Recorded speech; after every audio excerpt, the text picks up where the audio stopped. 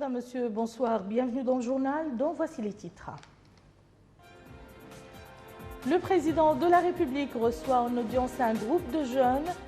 Au menu des discussions, la participation de cette frange dans la construction du pays. Au cours de sa réunion hebdomadaire, le Conseil des ministres ratifie plusieurs projets de décret.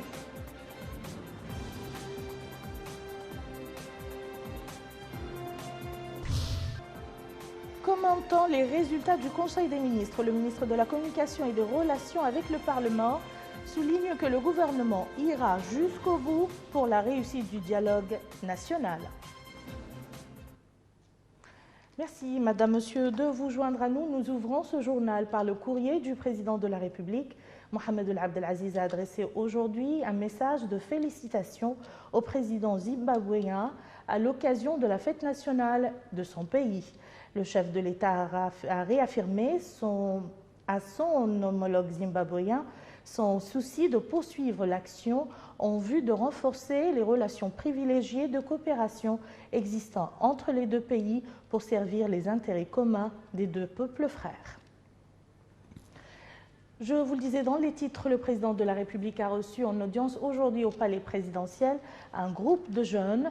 Cette entrevue qui fait suite à sa récente rencontre avec les jeunes placée sous le thème « Les jeunes, vous êtes l'espoir » concrétise l'intérêt qu'accorde le chef de l'État à cette frange. Rappelons que le président de la République avait ordonné au gouvernement d'élaborer un rapport détaillé de la rencontre et les conclusions de ces différents ateliers.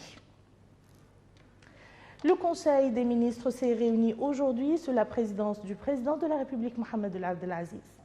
Le Conseil a examiné et approuvé le projet de loi suivant.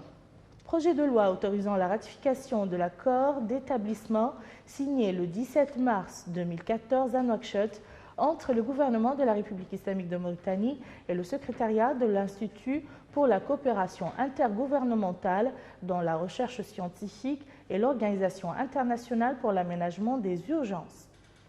Le présent accord reconnaît la personnalité juridique de ces deux institutions et traduit l'engagement du gouvernement mauritanien à leur accorder les meubles et terrains nécessaires à abriter leur siège conjoint. Ils s'engagent également à accorder à leurs fonctionnaires les privilèges et immunités identiques à ceux accordés aux membres du corps diplomatique. Le Conseil a également examiné et adopté le projet de décret portant création et organisation du brevet d'études du premier cycle de l'enseignement technique. Le ministre des Affaires étrangères et de la coopération a présenté une communication relative à la situation internationale. Le ministre de l'Intérieur et de la décentralisation a présenté une communication relative à la situation intérieure.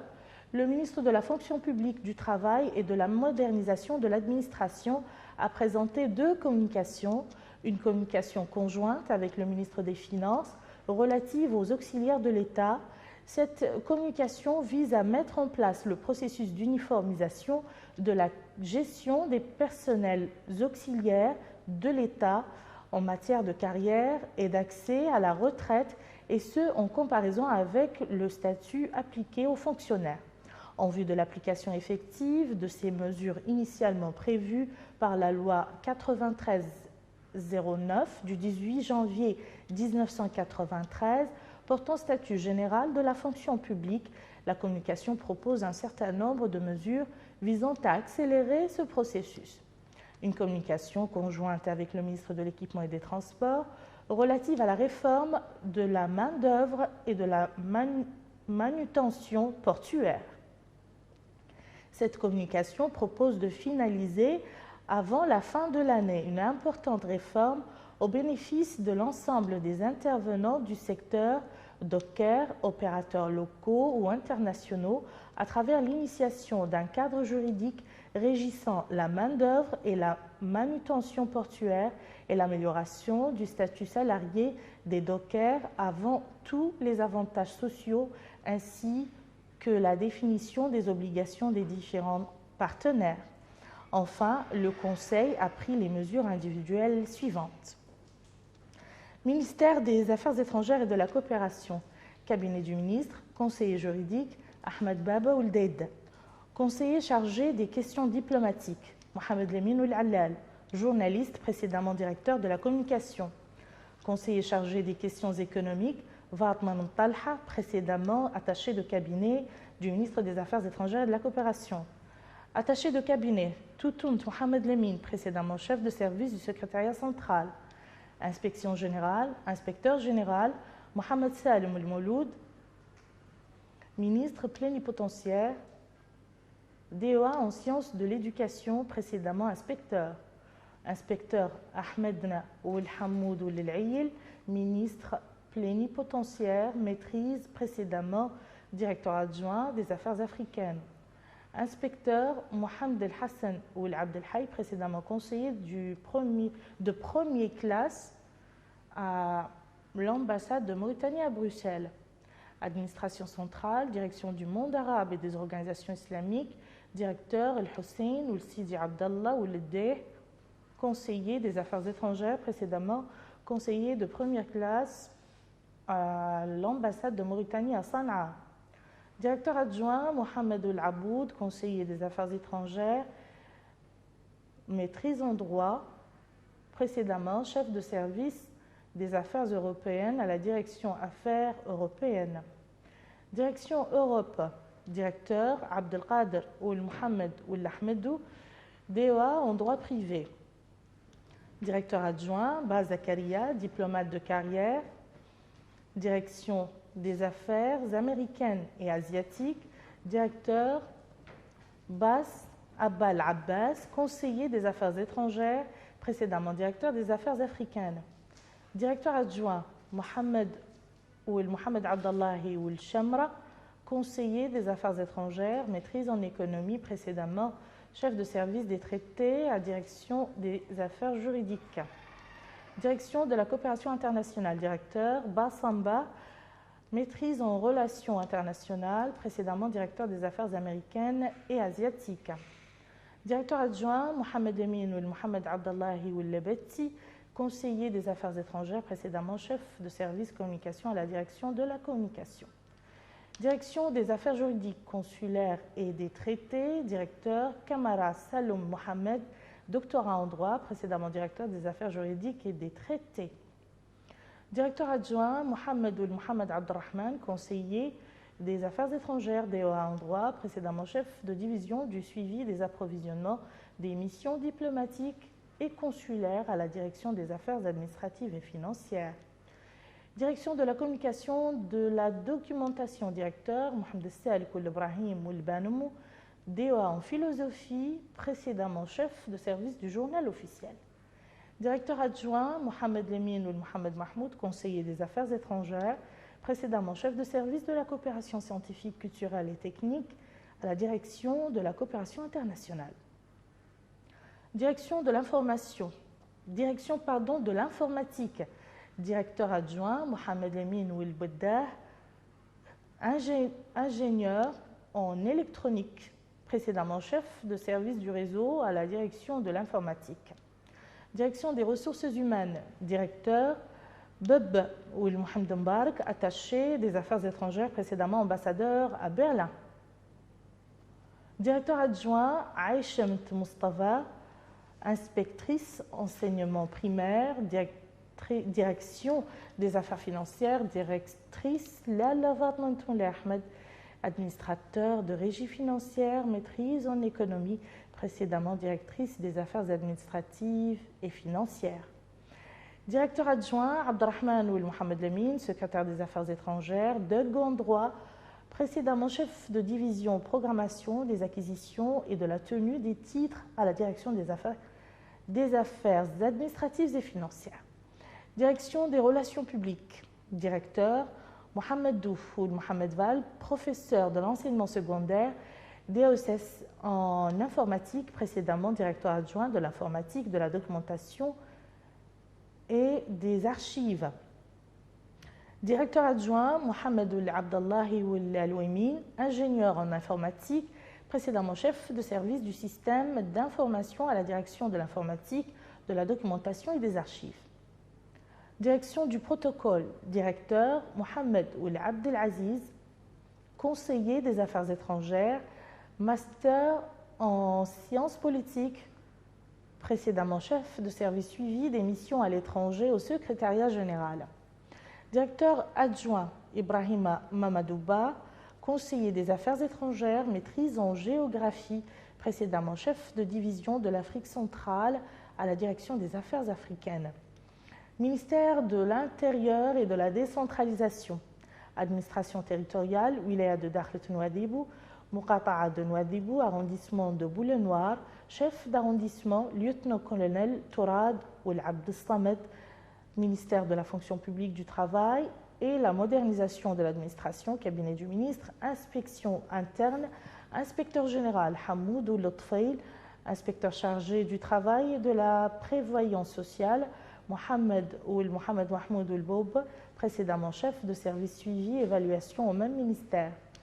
Administration centrale, direction générale de la fonction publique, directeur général adjoint, Saadna Ould Mohamed Islam, précédemment directeur des études et de la réglementation au même ministère. Direction de la formation et du perfectionnement, directeur Sid Ahmed Ould Ahmed Jid, précédemment chef de service au même ministère. Ministère de la Santé, cabinet du ministre chargé de mission, Sid Ahmed Ould Tegeddi, sociologue, Yislim Ould Mohamed Lemine, pharmacien, conseiller technique chargé de la médecine hospitalière, Bouaye Ould Abeidi, médecin, administration centrale, direction des ressources humaines, Mohamed Lemine Ould Ahmedou, titulaire d'un master en droit, direction de la lutte contre les maladies, directeur adjoint, Sidi Mohamed Ould Lebat, médecin, établissement public, école de santé de Rosso, directeur, Dr Mohamed Ould Haïdara, précédemment médecin-chef à Ouadnaga, Institut national d'hépatovirologie, directeur Khan Boubacar, professeur. Ministère délégué auprès du ministre des Affaires étrangères et de la coopération chargé des affaires maghrébines et africaines, administration centrale, direction des affaires africaines, directeur Sidi Mohamed Ould Hanan, conseiller des affaires étrangères, précédemment directeur des affaires européennes. Directeur adjoint Abdallahi Ould Nahar, conseiller des affaires étrangères, maîtrise en droit. Ministère délégué auprès du ministre des Affaires étrangères et de la coopération chargé des Mauritaniens de l'étranger, cabinet du ministre délégué chargé de mission, Cheikh Ahmed Ould Adoub, précédemment directeur adjoint à la direction des Mauritaniens de l'extérieur et des affaires consulaires. Conseiller Wagé Alioun, précédemment conseiller de première classe en Russie. Administration centrale, direction des Mauritaniens de l'étranger, directeur adjoint Jagana Mohamed Tijan, maîtrise en géographie. Les ministres de la Communication et des Relations avec le Parlement, de l'Emploi, de la formation professionnelle et les technologies de l'information et la communication et de la fonction publique et de la modernisation de l'administration, Maître Sidi Mohamed El Maham et messieurs Ismaïl Ould Bouedda Ould Cheikh Sidiya et Seydina Ali Ould Mohamed Khouna ont commenté cet après-midi les résultats du Conseil des ministres lors d'une rencontre avec la presse. Intervenant en premier lieu, le ministre de la Communication, Maître Sidi Mohamed El Maham, a indiqué que le Conseil a examiné un certain nombre de projets de loi et entendu 2 communications dont la première vise à mettre en place un processus d'uniformisation de la gestion des personnels auxiliaires de l'État et la seconde est relative à la réforme de la main-d'œuvre et de la manutention portuaire. Lui succédant, le ministre de l'Emploi, de la formation professionnelle et des technologies de l'information et de la communication, Ismaïl Ould Bouedda Ould Cheikh Sidiya, a souligné qu'il sera procédé à l'ouverture d'un lycée technique au niveau de chaque wilaya du pays, et ce, dans le cadre du souci du gouvernement de généraliser l'enseignement professionnel. Le président de la République a donné les instructions au gouvernement de prendre les mesures nécessaires à la généralisation du programme de développement des infrastructures des ressources humaines, conclut le ministre. Pour sa part, le ministre de la fonction publique et de la modernisation de l'administration, Seydina Ali Ould Mohamed Khouna, a évoqué la seconde communication exposée devant le Conseil qui se rapporte au processus d'uniformisation de la gestion des personnels auxiliaires de l'État. Il a souligné que cette mesure concerne les avantages de carrière et le droit à la retraite pour les rendre conformes avec le statut appliqué aux fonctionnaires en vue de l'application effective des dispositions initialement prévues par la loi 9303 portant statut général de la fonction publique. Le président de la République avait donné ses instructions pour l'application des dispositions juridiques dans ce domaine, réitérant que la situation de 1900 personnes, dont 300 retraités, sera réglée par cette mesure et seront classées suivant les catégories, note le ministre au sujet de la communication relative à la réforme de la main-d'œuvre et de la manutention portuaire. Le ministre a précisé que la communication propose de finaliser avant la fin de l'année une importante réforme au bénéfice de l'ensemble des intervenants du secteur à travers l'initiation d'un cadre juridique régissant la main-d'œuvre et la manutention portuaire et l'amélioration du statut salarié des dockers avant tous les avantages sociaux. Actualité parlementaire à présent. Au niveau de l'Assemblée nationale, la conférence des présidents s'est réunie cet après-midi sous la présidence de son président, Mohamed El Boilil. La réunion était consacrée à la discussion de certains projets de loi et leur transmission aux commissions spécialisées pour la programmation et l'approfondissement des discussions. Le gouvernement était représenté par le ministre de la Communication et des Relations avec le Parlement, Maître Sidi Mohamed El Maham.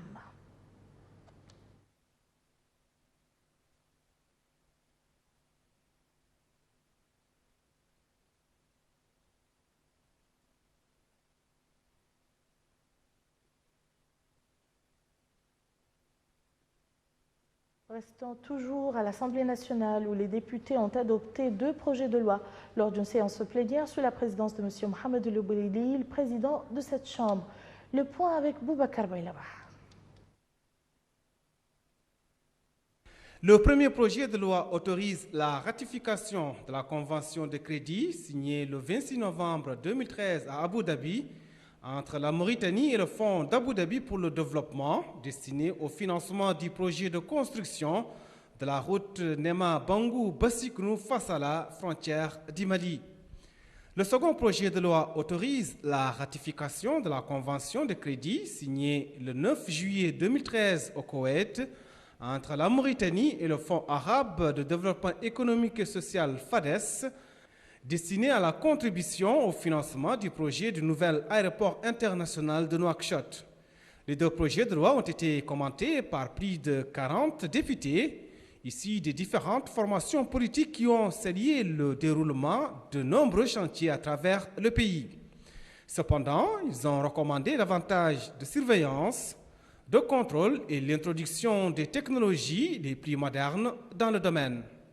Ils ont également interrogé au ministre de l'Équipement et des Transports si l'état d'exécution de certaines routes, comme celle de Kifa Tintan, Attar Tigija et Attar Zouerat. Et en réponse à ces députés, M.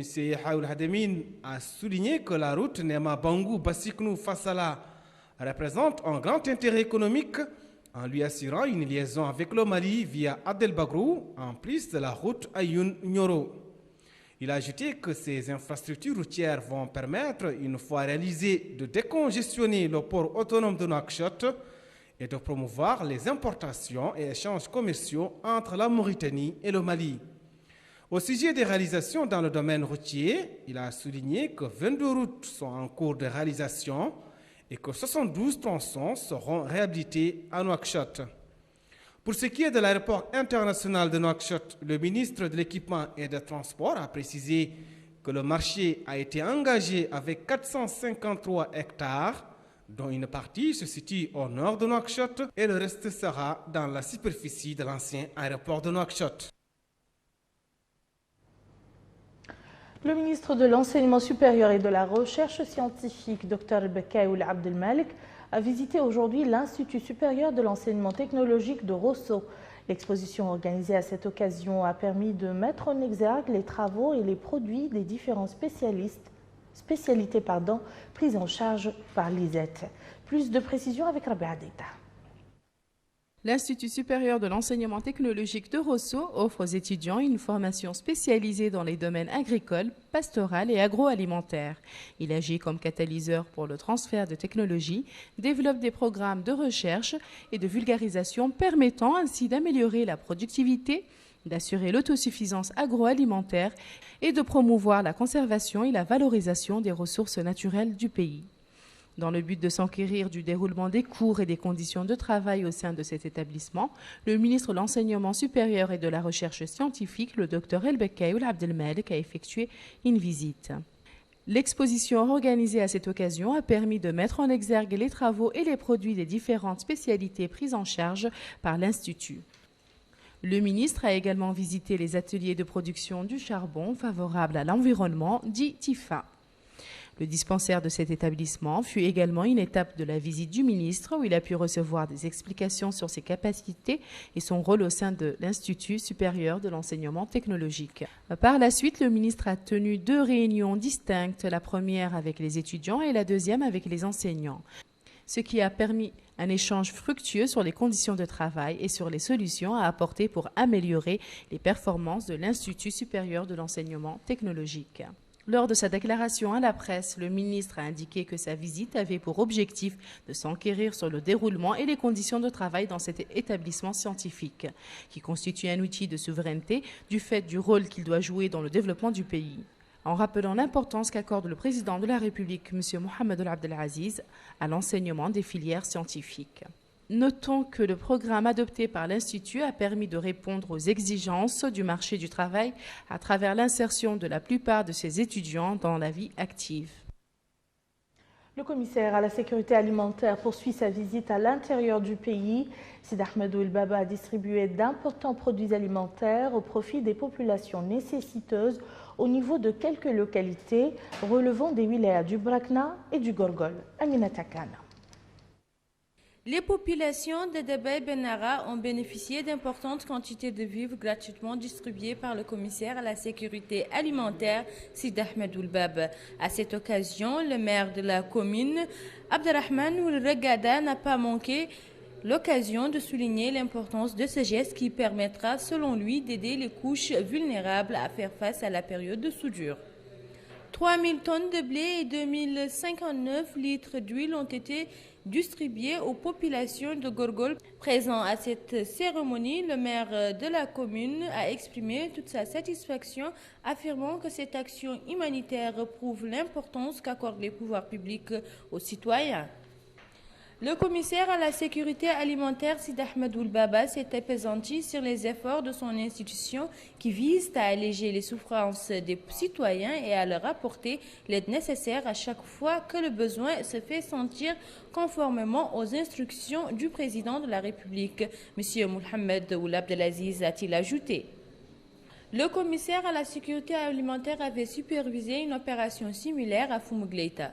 À la fin de sa visite, le commissaire à la sécurité alimentaire a tenu une réunion en bout regroupant les élus locaux, les notables et l'administration. Au cours de cette réunion, le commissaire à la sécurité alimentaire a passé en revue les actions menées par le commissariat à la sécurité alimentaire dans le cadre de l'achat, de la commercialisation et de la distribution des produits alimentaires. Le directeur général de l'Agence nationale Tadamun a supervisé l'exécution d'importants projets socio-éducatifs de certains villages enclavés dans la wilaya du Guidimara. Plus de précisions avec Abderrahman Hamad.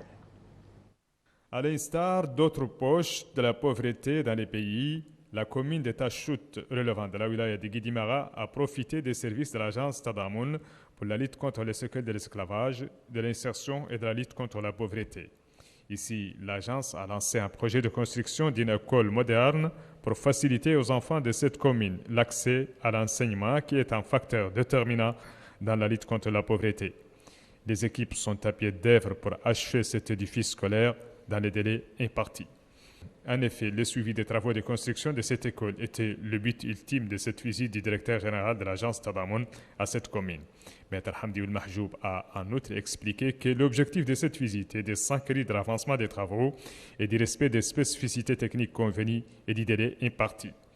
Le directeur général de Tadamoun, qui s'est exprimé devant les populations de la commune de Tachout, a mis en exergue l'importance de l'enseignement dans la lutte contre la pauvreté, la réalisation de la justice et l'ancrage de l'unité nationale, faisant remarquer que l'enseignement se trouve au cœur des priorités de l'agence Tadamoun. Le wali de Guidimara et le maire de la commune de Tachout ont tour à tour apprécié les efforts menés par l'agence Tadamoun pour soulager le quotidien des populations. Les populations ont de leur côté loué la réalisation de cet édifice qui va contribuer, certes, à faciliter la scolarisation de leurs enfants dans une école à proximité. Le président de la République, Mohamed Ould Abdel Aziz, a supervisé hier le lancement des travaux du projet Pôle de développement du port de pêche artisanal de Tanit, situé à 55 km sur la route Nouakchott-Nouadhibou. Ce projet est financé à hauteur de 15 milliards d'ouïas sur fonds propres de l'État. Et pour plus de précisions à ce sujet, nous recevons ce soir sur ce plateau Loueli Bouhoubeini, directeur des infrastructures des transports au ministère de l'Équipement. Monsieur le directeur, bonsoir. Bonsoir, madame. Alors d'abord, pouvez-vous nous édifier sur les différentes composantes de cet important projet du port artisanal de pêche artisanale de Tanit? Merci, madame. Bismillah ar-Rahman ar-Rahim. Comme vous l'avez dit, donc, ce projet très important et structurant dans le domaine de la pêche d'une façon générale et dans le secteur donc, de la pêche artisanale et côtière est un projet également qui vise à créer un pôle de développement économique dans la zone. C'est un projet qui est conçu pour accueillir dans sa phase actuelle plus de 300 embarcations ou vedettes de pêche côtière. Il est caractérisé par son extensibilité, soit à travers l'augmentation du nombre de pontons, c'est-à-dire les infrastructures d'accostage, ou à travers carrément la prolongation des digues de service et de protection qui constituent les ouvrages maritimes d'accueil, de débarquement et d'avitaillement donc des embarcations. Ce projet donc, est constitué de deux grandes composantes. Les infrastructures donc, portières, et très rapidement, ces infrastructures sont constituées de ce qu'on appelle une estacade d'accès de 542 mètres linéaires sur 12 mètres de largeur, qui donc donne accès à la digue de service, qui est une digue donc d'une longueur de 400 mètres linéaires environ, de 12 mètres de largeur. C'est la digue à laquelle donc, sont fixées les différentes infrastructures d'accostage, c'est-à-dire les pontons. Il y a des pontons fixes, des pontons flottants, suivant les besoins des différents types d'embarcations. Et donc, il y a des digues de protection qui donc, totalisent donc, un linéaire de 380 mètres linéaires. Il y a ce qu'on appelle une darse, c'est-à-dire donc, un endroit donc, pour relever les embarcations en cas de besoin, pour les réparations, etc. Il est prévu la fourniture d'un chariot élévateur de plus de 150 tonnes de capacité. Il est prévu le dragage d'un chenal sur 600 mètres linéaires pour faciliter l'accès à l'ensemble des embarcations. Et il y a l'aménagement d'une plage d'échouage pour les embarcations. Donc ça, c'est pour ce qui est donc des infrastructures portières. Et pour ce qui est des aménagements et équipements terrestres, il y a des bureaux administratifs et d'exploitation du port. Il y a des logements administratifs et des locaux pour les pêcheurs. Il y a une centrale électrique thermique de 3 MW. Il y a une fabrique de glace d'une capacité de production de 45 tonnes par jour, une capacité de stockage de 90 tonnes. Il y a l'ensemble des réseaux et équipements électriques, y compris le réseau d'éclairage. Il y a le réseau de distribution de l'eau potable, y compris un réservoir d'une capacité de 1000 m3. Il y a la construction et l'équipement d'une unité de dessalement d'une capacité globale de 1000 m3. Jour, bien sûr, et il y a un dépôt carburant de 1000 m3 et il y a un poste de pompage pour l'eau de mer pour les différents usages. Voilà, de manière très résumée. Monsieur le directeur, c'est énorme tout ça, quels sont les impacts positifs de ce projet sur les pêcheurs artisanaux, en particulier la population de la zone en général? Merci. J'ajoute juste une composante importante donc, des aménagements terrestres. Oui. C'est ce qu'on appelle la halle de marché. C'est une espèce de grand hangar bien équipé, donc, qui sert donc à l'achat et à la vente, à la commercialisation des produits de pêche qui sont fraîchement débarqués. Voilà. Donc, pour ce qui est donc de l'impact sur les populations et les pêcheurs, on vient de le rappeler, qu'il s'agit que l'objectif donc principal est la création d'un pôle de développement économique dans la zone de Tanit qui possède tous les atouts pour la réussite de ce projet. Les retombées attendues sont nombreuses, donc on peut citer à titre bien sûr non exhaustif une meilleure exploitation de la ressource halieutique. Il y a la création d'emplois, donc bien évidemment baisse du taux de chômage au niveau national. Il y a l'amélioration de la productivité des pêcheurs. Il y a l'augmentation du niveau d'exportation et l'amélioration de la qualité des produits exportés. Il y a l'amélioration des conditions de vie et de travail des pêcheurs grâce aux services offerts et aux infrastructures appropriées. Il y a la création d'activités génératrices de revenus. Voilà, et il y a bien sûr l'accès donc aux services, l'électricité, l'eau potable des populations des villages voisinants et des populations qui seront amenées à s'installer dès le démarrage de l'exploitation du port. Et je pense qu'il y a même des aménagements, un lotissement qui a été fait justement dans la perspective d'accueillir ces populations. Tout à fait. Merci beaucoup d'avoir accepté notre invitation. Je rappelle que vous êtes El Oueli El Bouhoubaini, directeur des infrastructures des transports au ministère de l'Équipement. Merci, monsieur. Merci, madame. Ouverture aujourd'hui à Nouakchott des travaux de la 32e session du conseil d'administration de l'école supérieure multinationale des télécommunications dont la présidence tournante est assurée par la Mauritanie. La cérémonie s'est déroulée sous l'égide du ministère de l'Emploi, de la formation professionnelle et des technologies de l'information et de la communication. Compte rendu, Mohamed Abdallah. Ayant plus de 30 ans d'expérience réussie en matière de partenariat régional, l'École supérieure multinationale des télécommunications, l'SMT, regroupe 7 pays d'Afrique de l'Ouest: Bénin, Burkina Faso, Mali, Mauritanie, Niger, Sénégal et Togo.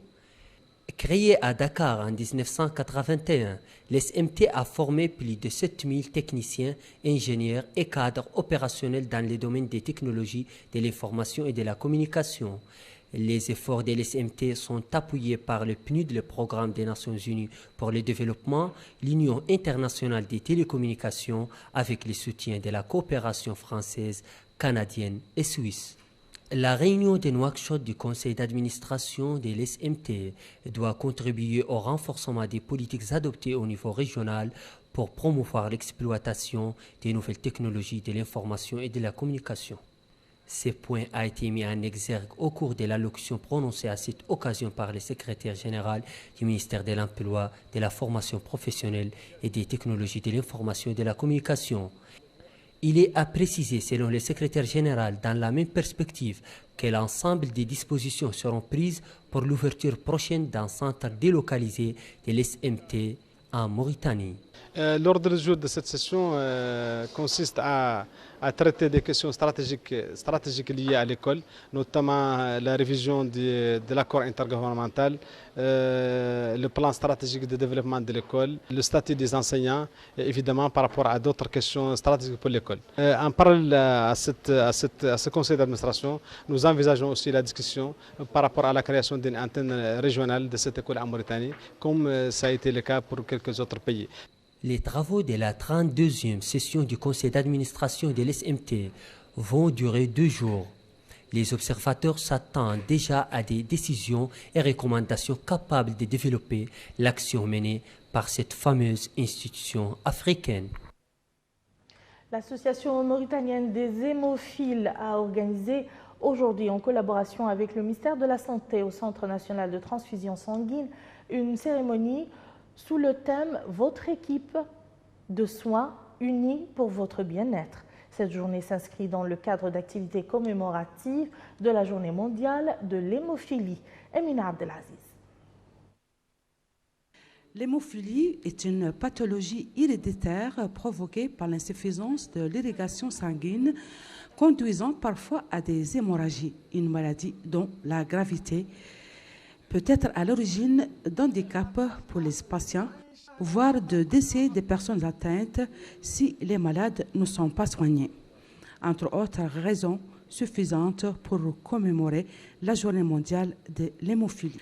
Dr Abdallahi Ould Bouhabib, directeur adjoint de la direction de lutte contre l'hémophilie, a mis en exergue à cette occasion les grandes réalisations faites par la Mauritanie dans les domaines de la prévention, du diagnostic et de la prise en charge en concrétisation des instructions du programme électoral du président de la République, M. Mohamed Ould Abdelaziz, portant sur des stratégies exécutées sur le terrain dans le cadre d'un plan d'action réalisé par le gouvernement du Premier ministre Dr Moulay Ould Mohamed Al-Ghdaf. Le représentant de l'Organisation mondiale de la santé OMS à cette cérémonie, Dr Boubacar Ould Abdelaziz, a indiqué que la célébration de la Journée mondiale de l'hémophilie vise à améliorer la connaissance autour de la maladie, mais également à sensibiliser les autorités et autres décideurs pour un effort concerté capable de mettre les personnes affectées dans des conditions minimales de bien-être sanitaire. À noter que le patient hémophile ne peut pas subir une opération chirurgicale, traiter les dents ou être excisé sans compensation de la matière déficitaire, ce qui requiert le traitement des cas d'urgence tels que les accidents et opérations chirurgicales. Des statistiques estiment les patients hémophiles en Mauritanie à 100 malades environ. Al-Madibou, les résultats définitifs du concours pour l'officialisation des journaliers organisé par la SNIM ont été proclamés. Ce concours vise à mettre fin au phénomène journalier qui s'est aggravé au cours des dernières décennies. L'organisation de ce concours matérialise la promesse du président de la République visant au règlement définitif du Tashrona. Moussa Ndiaye. Le rêve des journaliers de la SNIM est devenu aujourd'hui une réalité à travers la réorganisation de leur situation au niveau de la SNIM.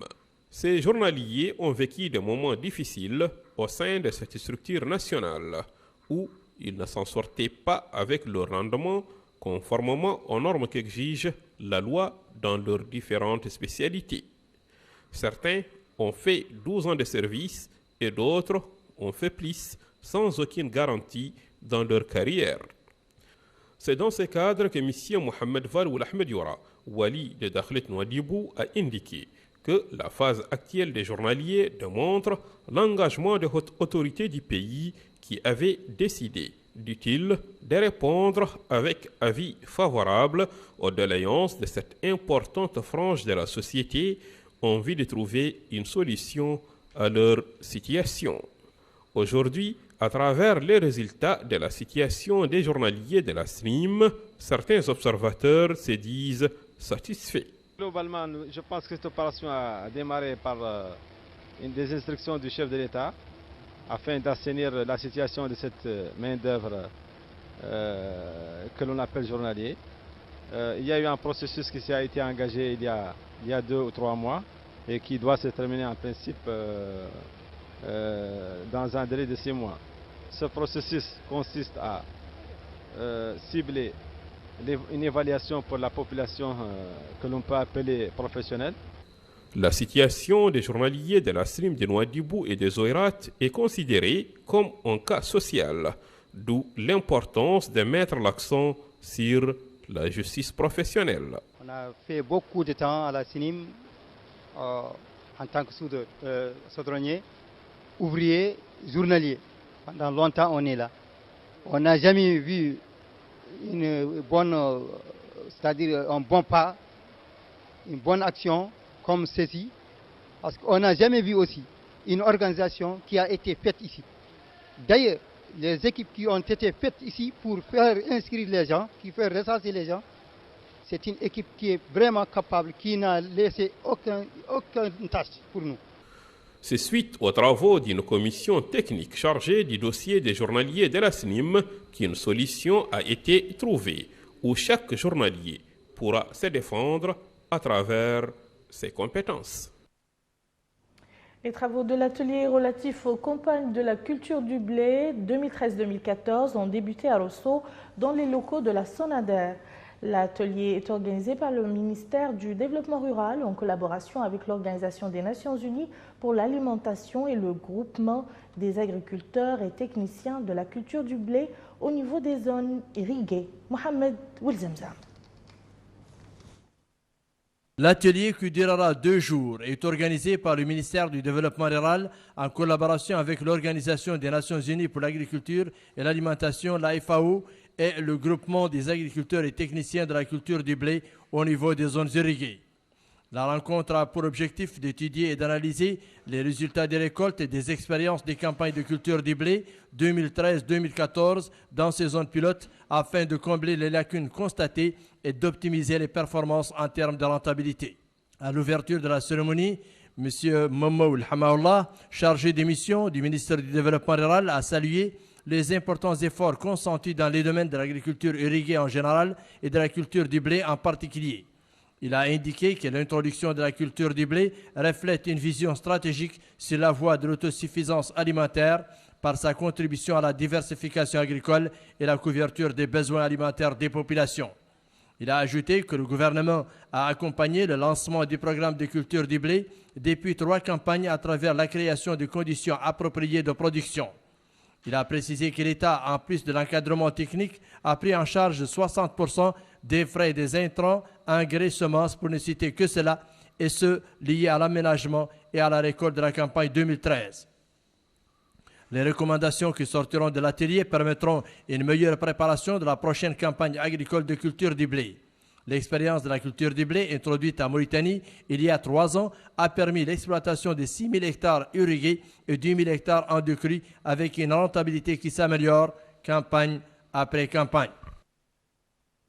Et pour terminer, l'association culturelle et sportive de l'école supérieure de l'enseignement a organisé aujourd'hui un colloque sous le thème « Le prophète Mohammed, paix et salut sur lui, dans le Saint-Coran ». Une occasion pour le professeur Issel Moulsid Moustapha de souligner au cours d'une conférence que les missions des messagers de Dieu est de lutter contre toute forme de mécréance se référant à des versets coraniques. Et je vous signale que vous pouvez suivre juste après ce journal le point de presse commentant les travaux du Conseil des ministres. Ainsi donc prend fin cette édition. Je vous en rappelle les principales informations. Le président de la République reçoit en audience un groupe de jeunes. Au menu des discussions, la participation de cette frange dans la construction du pays. Au cours de sa réunion hebdomadaire, le Conseil des ministres ratifie plusieurs projets de décret.